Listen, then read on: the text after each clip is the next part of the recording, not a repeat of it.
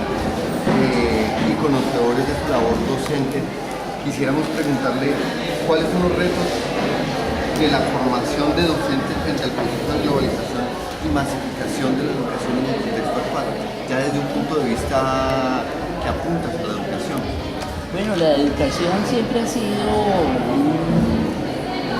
un aspecto fundamental para contrarrestar la dominación en distintas épocas. Y sabemos que en los peores momentos, tanto del sector docente como de los estudiantes, han surgido o se han organizado importantes luchas. A lo largo del siglo XX hay numerosos ejemplos, desde la movilización de Córdoba, Argentina, hace ya mucho tiempo. Y lo mismo las movilizaciones de los años 60 y 70 en América Latina, que modernizaron la educación pública superior en este continente. Ahora nos encontramos también ante un reflujo de esas luchas por la misma andanada del modelo neoliberal en el terreno educativo. Se puede decir que los logros han sido espectaculares de ese modelo, en el peor sentido, no solo en cuanto al avance de la privatización de las instituciones públicas, sino más bien en el sentido común. En el sentido común de la gente, el neoliberalismo se ha convertido casi que en la lógica. Entonces la gente, ¿cuál es el objetivo último del neoliberalismo? Plantear que no hay alternativas, que el capitalismo es un sistema sin alternativas, que es el fin de la historia y que nada se puede hacer. Y eso, en el sentido común de mucha gente, se ha introyectado y se ha convertido en una verdad incuestionable. Ese yo creo que es el principal logro que ha tenido el capitalismo contemporáneo. Pero eso a su vez tiene fisuras y tiene resistencias, porque el neoliberalismo ofrece muchas cosas que rápidamente se muestran que son falsas. O sea, no estamos hablando de un proyecto en América Latina que lleva, en el caso de Chile lleva ya casi 40 años, en el caso de los otros países lleva 20 años. Y hace 20 años nos prometieron muchas cosas que nunca se realizaron. Ya ese modelo tiene muchas fisuras, tiene muchas contradicciones, pero no se ha logrado construir una alternativa por neoliberal seria. Y en ese sentido creo que la educación cumple un papel fundamental. Profe, en lo relacionado al movimiento estudiantil y haciendo referencia a lo que usted dice, ¿qué alternativas de organización puede generar dicho movimiento ante ese panorama? Pero no sé si usted está hablando de Colombia o general. Parece que en Colombia prácticamente el movimiento estudiantil no existe. Existen grupos, el movimiento como tal, hace mucho tiempo no se consolida. El movimiento es una organización más o menos permanente, con una estrategia clara. Y aquí lo que vemos es algo muy episódico. Eso más bien se ha consolidado, se ha intentado consolidar en otros países, por ejemplo en Chile. En Chile los estudiantes han librado unas luchas muy importantes en los últimos años, precisamente contra la mercantilización de la educación. Y es que la mercantilización de la educación genera muchas desigualdades, aumenta la desigualdad ya de por sí grande en América Latina. América Latina es el continente más desigual del mundo a nivel social. Y esas desigualdades se manifiestan, por supuesto, en el plano educativo. Entonces, la mercantilización de la educación aumenta esas diferencias y deja por fuera de la educación normal y formal a millones de seres humanos. Entonces eso crea unas condiciones nuevas de exclusión que posibilitan también la lucha y la movilización.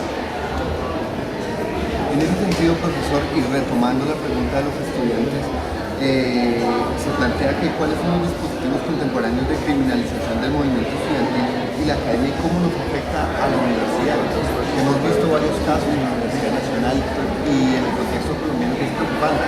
Bueno, es que aquí hay que situarnos en la perspectiva colombiana. Yo digo clásicamente, y lo voy a decir ahorita que Colombia no es una excepción, que Colombia es una aberración en el contexto de lo que está pasando en el mundo.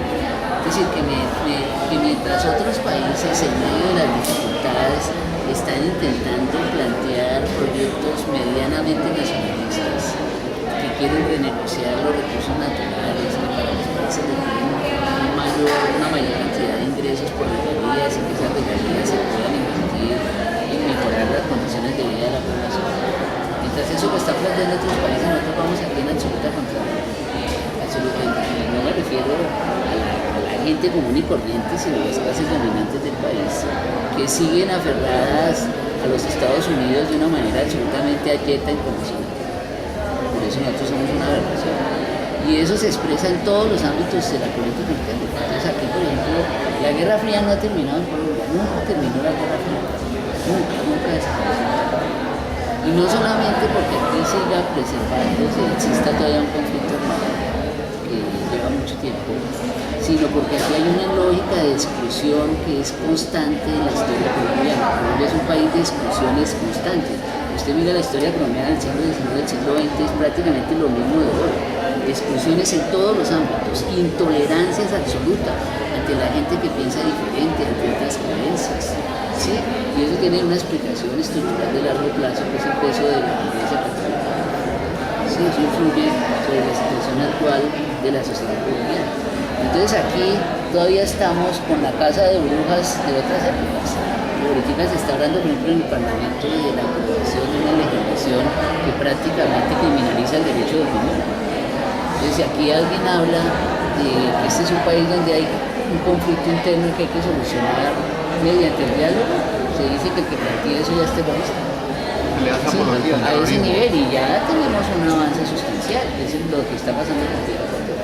Es una criminalización, y si estamos hablando de alguien del Partido Liberal, imagínense ustedes la criminalización hacia otros sectores, hacia los estudiantes. El régimen uribista en ese terreno fue infame, de ir a las universidades públicas, autorizar el ingreso de las fuerzas militares, violando la autonomía de las universidades y criminalizando a los estudiantes, señalándolos incluso ante la televisión, así con nombre propio, mostrándolos que eran responsables, que eran terroristas, responsables de una cantidad de acciones terroristas y cosas por el estilo.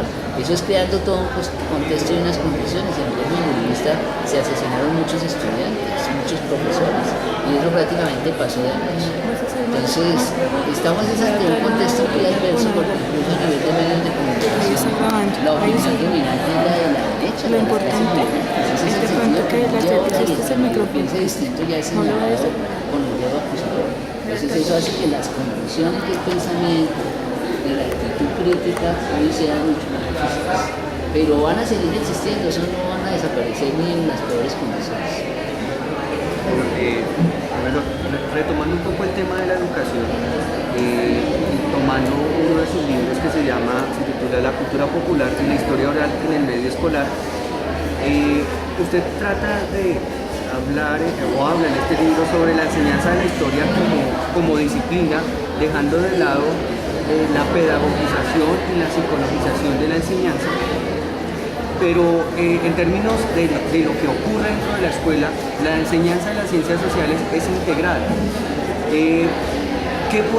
Pensémoslo, ¿qué podría hacer un maestro dentro de la escuela ante esta integración curricular y ante esta importancia de la historia y de las disciplinas de las ciencias sociales para la enseñanza y también en el contexto actual de la educación y el contexto del mundo?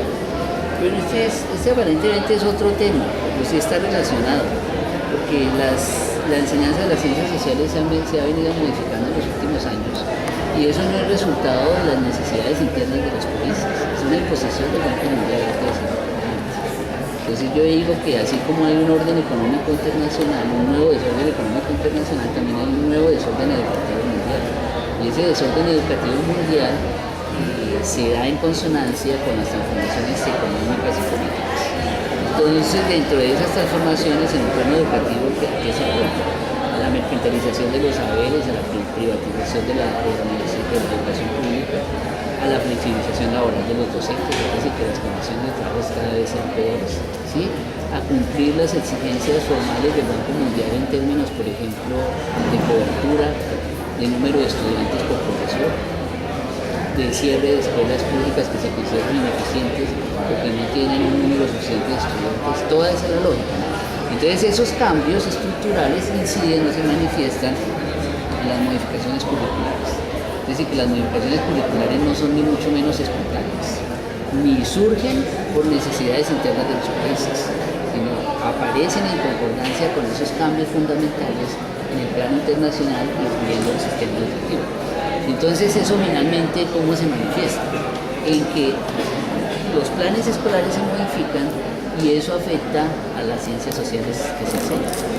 Entonces, ¿cómo las afecta? Primero, con la reducción del número de horas. Incluso hay en el Banco Mundial autores que plantean que las ciencias sociales pueden ser eliminadas. Son saberes prescindibles. Porque ahora cuando se habla de competencias, y las competencias preparan para la competencia económica mundial, entonces se dice que hay saberes que son competitivos, competentes, y hay saberes que no son competentes, es decir, hay saberes que son secundarios y que no son importantes para la formación de la gente.